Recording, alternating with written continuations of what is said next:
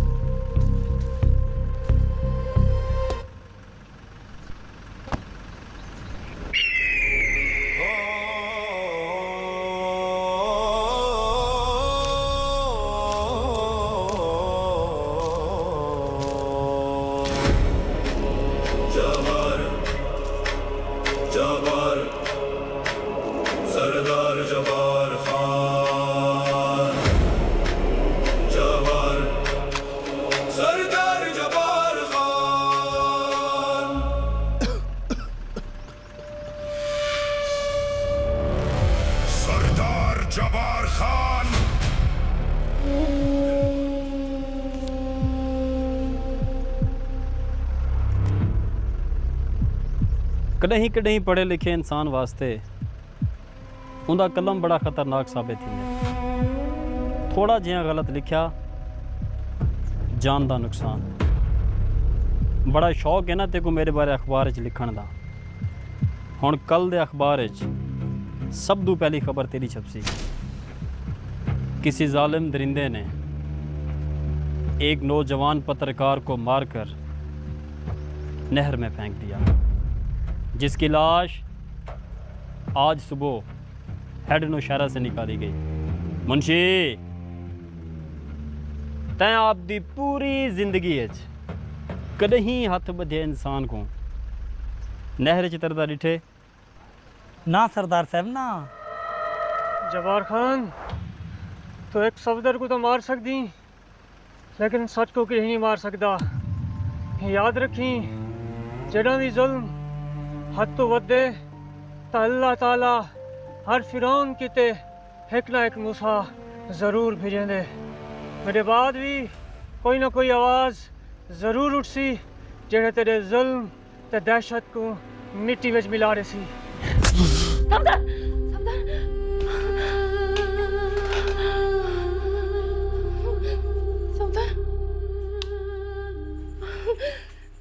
सफदर दी माँ खैर तो है क्या है? सफदर दा प्यो जरूर जरूर मेरे सफदर नाल कुछ बुरा थे। मेरा हाँ मुठे जागे मेरे पुत्र को जरूर कुछ है। सफदर दी माँ हौसला रख हौसला। मैं सवेरे सवेरे उठी थे पहले वैसा सरदार साहब की ने पता करा सा सफदर को कुछ ना थी सी तू सोम हाले सफदर हाय अल्लाह हाय मेरे सफदर को कुछ ना थी।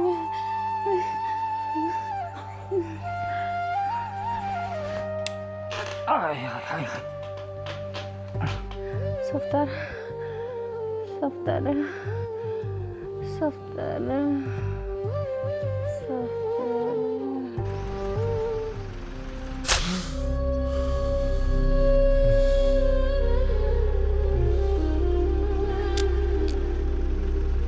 जेड़े दिल जब्बार खान वास्ते नफरत पैदा थी वंजे उन दिल को धड़कन का कोई हक है नहीं।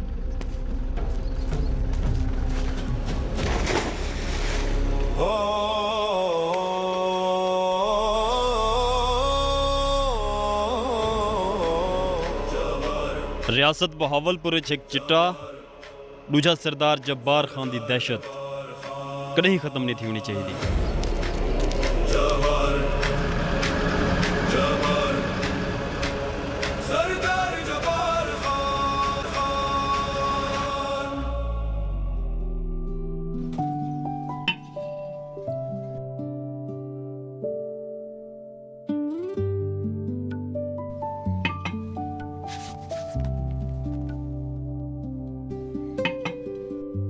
सरदार साहब उठेन या हाली सुते पैन? किथा उठे रात को 1 बजे तक दोस्तां नाल वधर आंदे लेट सुते ते हुणे थोड़ी देर तक उठी पहुंची। बेगम समझा को समझा कला कला पोतरा अपना अगर यही मैं अयाशा करेंदा रह गया कल को कारोबार कौन संभले सी? तुसा भी तो होने वाले देवे अगर तुसा डेली हूं को 5-10 मिनट टाइम दे दो ता जे नौबत ना आवे हुण तो हफ्ता हफ्ता यूनिवर्सिटी भी क्या नहीं वेंदा वो ज्यादा चिड़चिड़ा थी गए। देख बेगम तू उंदी माँ बन मेरी माँ बनने की कोशिश ना कर। मैं जो है सारा कुछ करेंदा बता कहने वास्ते करेंदा बता।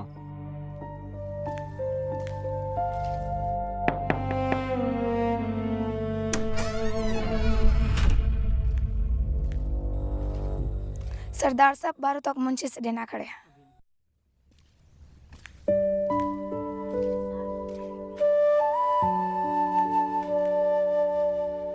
बखो क्या आखे सरदार साहब? मुंशी सरदार साहब वाकई ने मैं आंदा पिया। अड़ी बखो सरदार साहब तो आंदे विंदे रह मैंने तू कहीं आना सारे दिल मैं तो अपने फेफड़े दे गुर्दे दी सैर करावां। हाय अल्लाह मुंशी ते को तो वेले मजाक सोचदा रहने। मजाक क्या नहीं बखो मैं सच आखदा पिया अगर ही तेरे दे उत्ते मैं कोई चीज जिंदा रखा होए तो तेरी मुस्कुराहट है एक दफा खेलते दा दिखा जा। हाय बखो मार सट्टी। मुंशी जी सरदार साहब।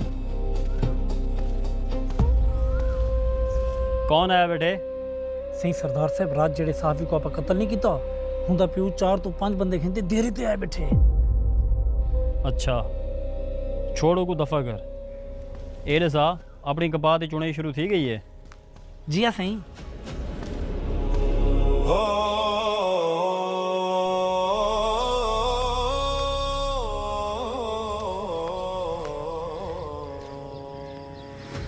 बह वजो सारे। हाँ मार्का किवें आवण थे तो को पता तो है मैं आजकल बड़ा मसरूफ होना। सरदार साहब मेरा पुत्र अखबार च काम करना हा ते असर वेले रोजाना घर आवे ना हा वो कल किनू लापता है फोन भी हुंदा बंद है। ना वे सादे का तेरे आखण का क्या मतलब है कि तेरे पुत्र को सरदार साहब कत्ल करवाई बैठे? ना मुंशी साहब ना मेरे आखण का वो मतलब नहीं। देखो मार्का तुसा इवें परेशान थींदे पे वे वो दोस्तां दे इकट्ठे हो सी अजकल दे नौजवान इवें करेंदे रह वेंदे तुसा घर वंजो वो भी आवे सी शाम तक।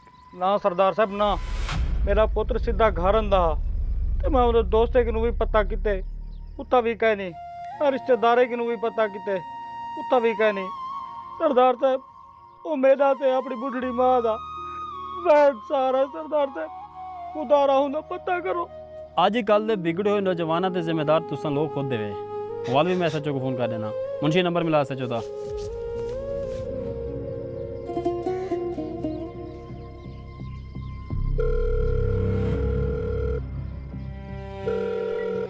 अस्सलाम वालेकुम सरदार साहब। वालेकुम अस्सलाम। मेरे को एक गाल का जवाब दे तुसा लोग सिर्फ मोटिया मोटिया तनखाही गिनने वास्ते बैठे वे ये मेरे इलाके रोज़ाना चोरी डकैती अगवा कतल थींदे पैन ये सारा कुछ कौन कंट्रोल करे सी?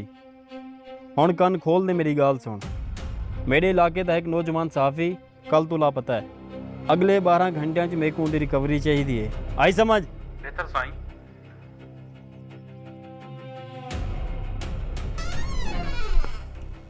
मुंशी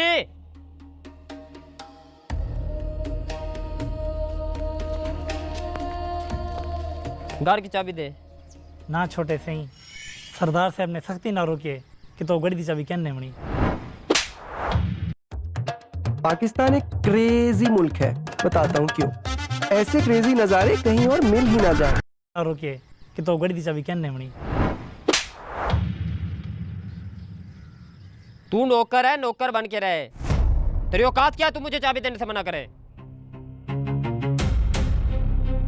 इडियट।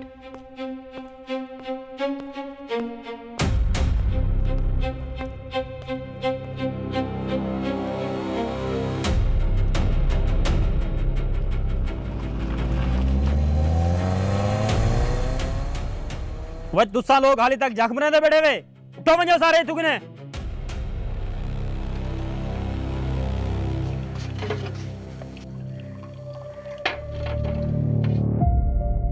अगर तू मेरी औलाद ना होंदा तो मैं तेरे टुकड़े टुकड़े कर देवां।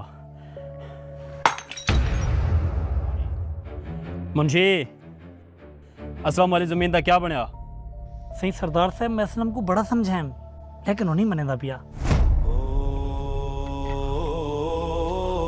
ओए ना मुरादो, तुआरे किने छड़ा असलम काबू नहीं थिया ते सरदार जब्बार खां ऊ कारतूस दा ना है जै बड़े बड़े तूफानों को मिट्टी च मिला देते। शाम को गड्डियां तैयार रखा है, आप असलम के घर जुलसूं। जबर जबर सरदार जब्बार खान, जबर जबर सरदार जब्बार खान।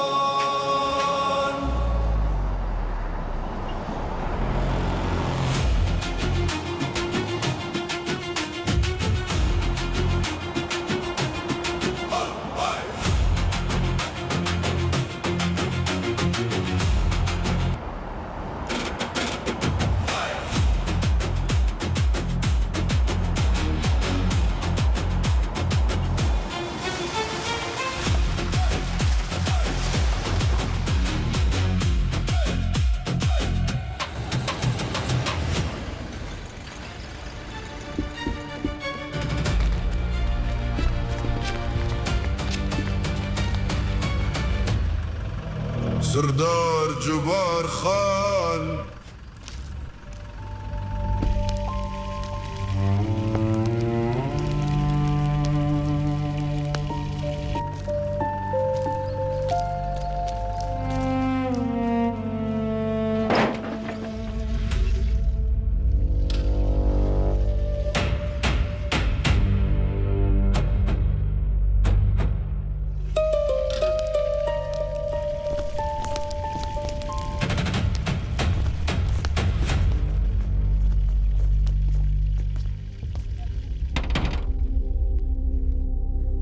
सरदार साहब तुसा क्यों की देवे तकलीफ?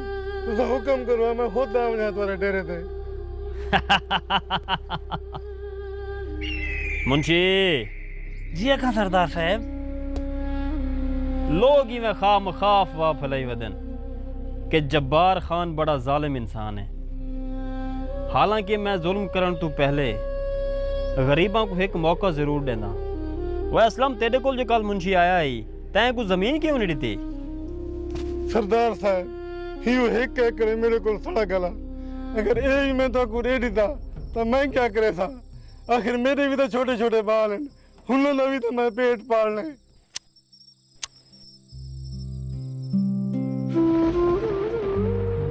हुण मैं क्या करा? एक तो तुसा गरीबों को प्यार दी जबान समझ नहीं आती। वो मुंशी अजकल अपने इलाके सड़क वाली जमीन का क्या ठेका चलता पे? 90,000 रुपया सरदार साहब। लाख रुपए फी एकड़ के हिसाब नाल 1-3 साल के पैसे एडवांस ले दे। सरदार साहब अल्लाह वास्ते तुसा जमीन कहीं बह के घेन गिनो, मेरे उते जुल्म ना करो। इधर देखो मैं तारे को हाथ बद्दी बैठा,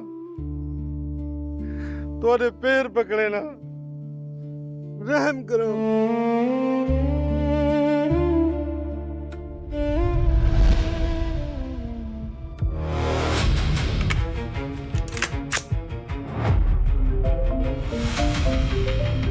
फराज साहब दी कॉल है।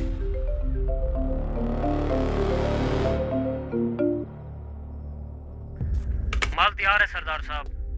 ठीक है, तुम लोग माल लेकर पुराने गोदाम पहुंचो, मैं भी वहीं आ रहा हूँ। ओके। फ़िलहाल तो मेरे को एक ज़रूरी कम आ गए, वापसी आते तेरे को मिलना।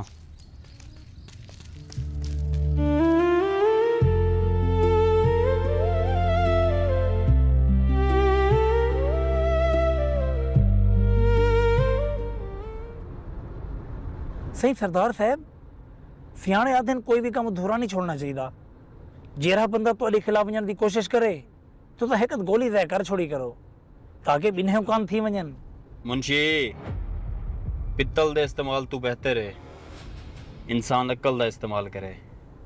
कल पटवाड़ी को मिल, असलम दी ज़मीन दे कागजात कढ़ा, उत्ते असलम दे अंगूठे लवा, जिंदा या मुर्दा, बाकी मैं आप संभाल इंसान। एक दफ़ा रोड वाली ज़मीन में हथे चढ़ वजे वाल में को पंप बनावन तो कोई नहीं रोक सकता। ड्राइवर, गड्डी पुराने गोदाम दा मोड़। जवार जवार सरदार जवार खान।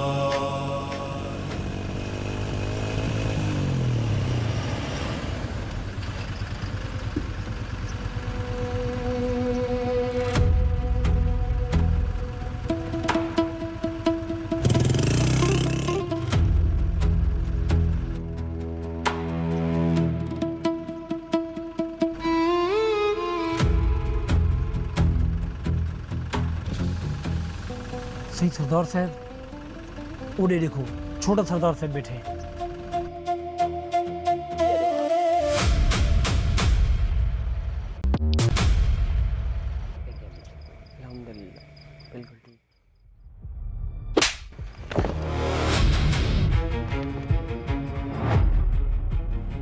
ਤੁਹਾਡੀ ਜੁਰਤ ਕਿਵੇਂ ਥਈ ਏ ਕਿ ਤੁਸੀਂ ਵਕਾਰ ਖਾਂ ਕੋ ਆਪਦੇ ਨਾਲ ਮਿਲਾਓ, ਉਤੋਂ ਤੁਸੀਂ ਕੋ ਨਸ਼ੇ ਦੇ ਵਿਲਾਈ ਬੈਠੇ ਵੇ। सही सरदार साहब, असा तुम्हारे बेटे को कह नहीं सक जाते, ये रोजाना साकू खुद चाह के आंदे। सरदार साहब, ये सिगरेट साहब खुद पी लेंदे, अगर ना पीऊं तो सर न लड़ दे। अच्छा, यानी कि तुम्हारे आखण का यह मतलब है कि मेरा पुत्र नशई है। खबरदार, अगर अज दो बाद तुसा मेरे पुत्र के बारे कोई ऐसी गाल की या तुसा मेरे को इनके नाल नजर आए तो पूरी जिंदगी तुसा खटड़े ते गुजरे सो।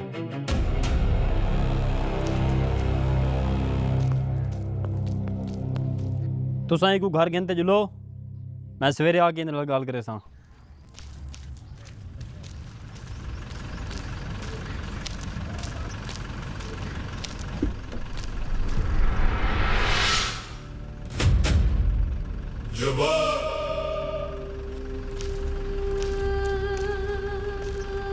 गाल सुनो अड्डे आले, अगर तुआडे चु कहीं भी बंदे वकार खान को एक भी सिगरेट दिता तो मैं तुआडियां दुकाना को राख दा ढेर बढ़ा देसा।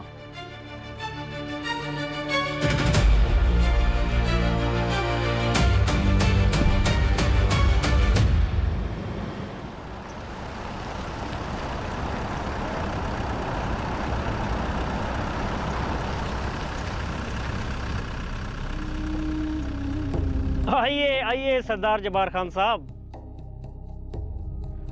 सरदार साहब, जिस तेजी से आपका कारोबार बढ़ रहा है, बहुत जल्द आप पूरे बहावलपुर पे राज करेंगे। फराज साहब, जब्बार खान को पाकिस्तान के किसी एक शहर पर नहीं बल्कि पूरे पाकिस्तान पर राज करना है।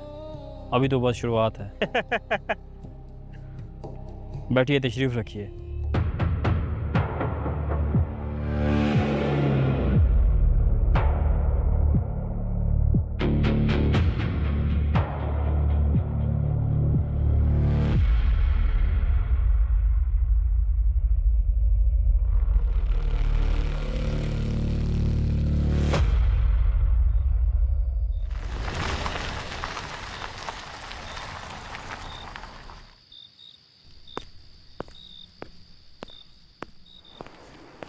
वकार, बेटा आपने टाइम देखा घर आने का? आपकी वजह से रोजाना आपके बाबा के साथ मेरी लड़ाई होती है। जल्दी घर वापस आया करो। आप बैठो, मैं आपके लिए खाना लगवाती हूँ। भूख नहीं है मुझे।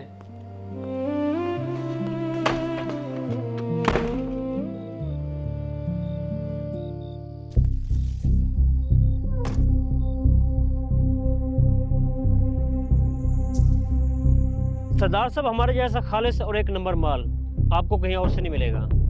बस अब नोटों के सूटकेस तैयार रखें।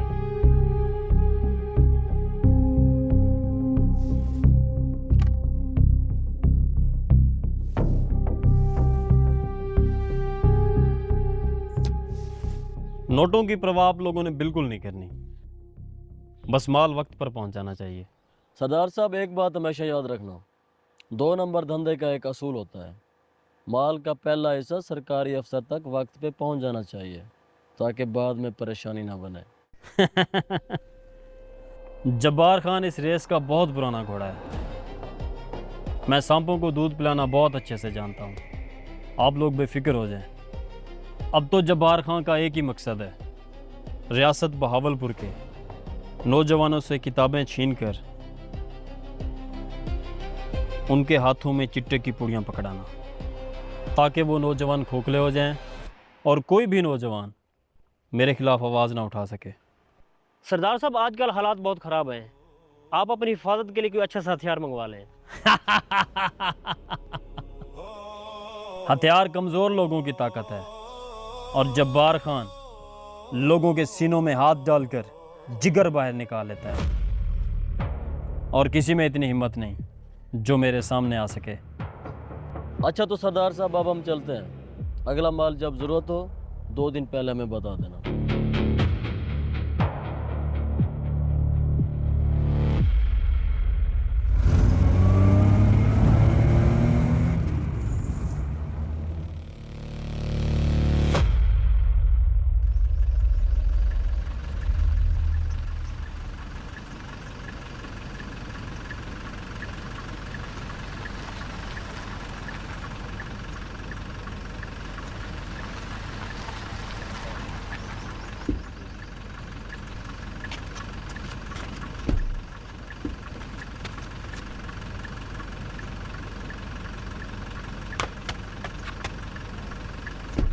मुंशी जी सरदार साहब। बैग मेरे पर्सनल रूम में रख ले, सवेरे डेस्क में क्या करना है।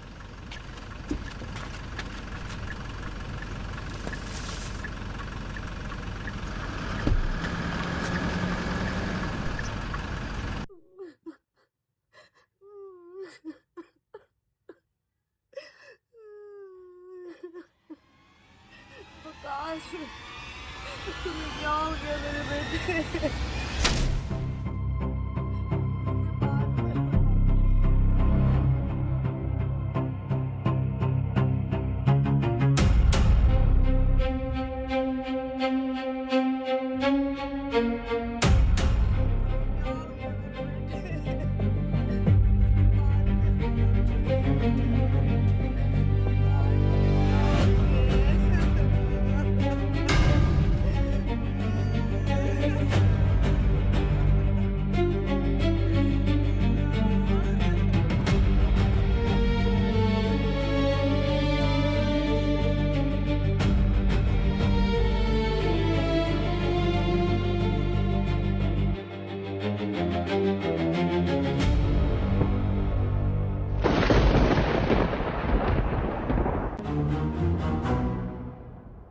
वकार बेटा, दूर थी भाई मेरे पुत्र को, मेरे पुत्र को हाथ न लगी। तो मेरे पुत्र का कातिल है, क्या मेरे पुत्र को मारे?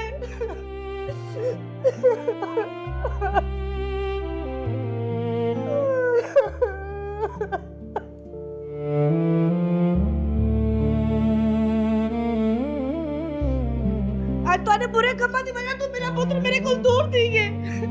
क्यों? दूर थी मेरे तुझे सारे कुल माफ कर दो, जागू दूर थी मेरे सारे कुल।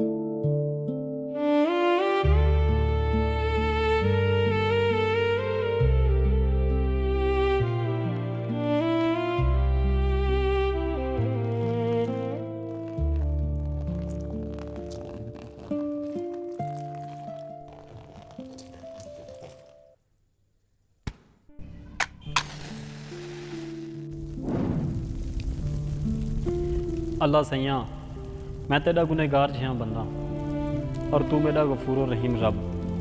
मैं ताकत ते पैसे दे नशे च भुल गया हूँ कि अरूज ते ज़वाल आंदे। मैं अगर आप दे गुनाहों की तरफ देखा तो सारी जिंदगी मैं गरीबों ते जुल्म कीते और हिना गुनाहों की वजह तो अज मेरा इकलौता बेटा हमेशा वास्ते मेरे किने दूर थी गए। अल्लाह सैयां मेरे गुनाह बहुत ज़्यादा हैं और तेरी रहमत इन्हें गुनाहों तो भी वड्डी है। मेरे को माफ़ कर रहे और मैं आज ये वादा करेंदा कि आज तो बाद मेरी वजह तो कहीं भी गरीब ते कोई जुल्म ना थी सी।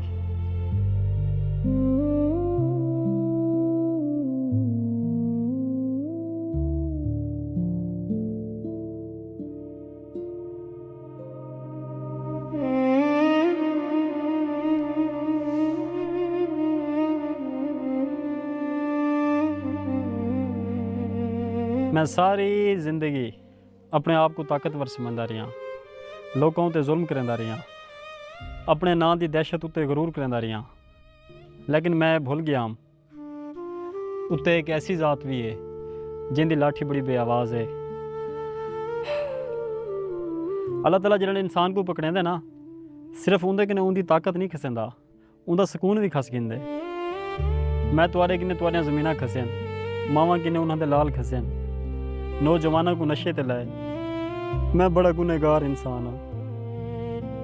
सादिक मैं तेरे बेटे का कातिल हाँ, तू मेरे को जो भी सजा दे से कबूल है।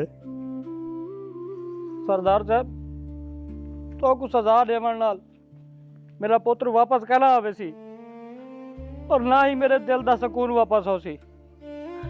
सरदार साहब अल्लाह से एक दुआ है जो अल्लाह सी तो को मुकम्मल हदायत रहे। आमीन। और अज मैं तुसा सारे नाल वादा करदा पिया मेरे घर दे दरवाजे हमेशा तुम्हारी खिदमत वास्ते खुलन और तुम्हारे तक आने वाली हर मुसीबत सब तो पहले मेरे नाल टकरासी। सही सरदार साहब तुसा तो बिल्कुल बदल गए वे, लेकिन तुम्हारा जानी दुश्मन माँ खा खा डूढ़ी बात जेल तू बाहर आंदा पे। माखा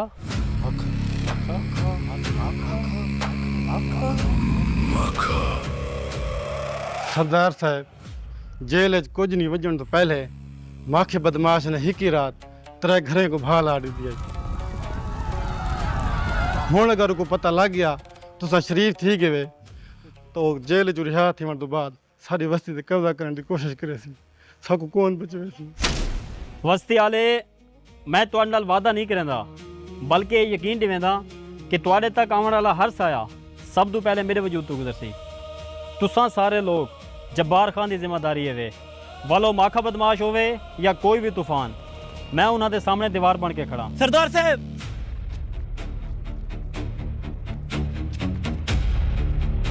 मुंशी खैर थे क्या थे? सरदार साहब खबर वागी पक्की है, डूढ़ी बाद माखा बदमाश जेल तो रिहा थींदा वे।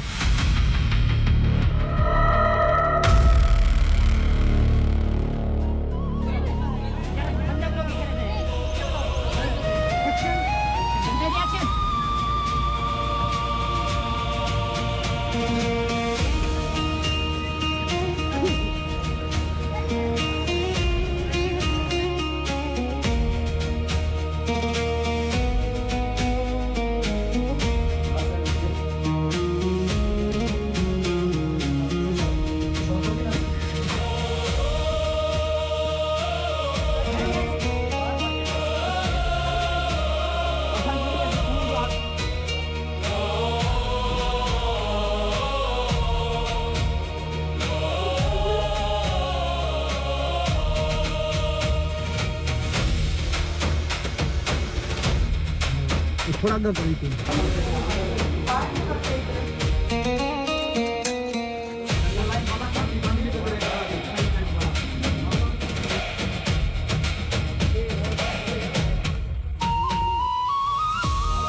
अच्छा जी भाई हर किसी का इंटरव्यू हो चुका है, हर किसी ने अपना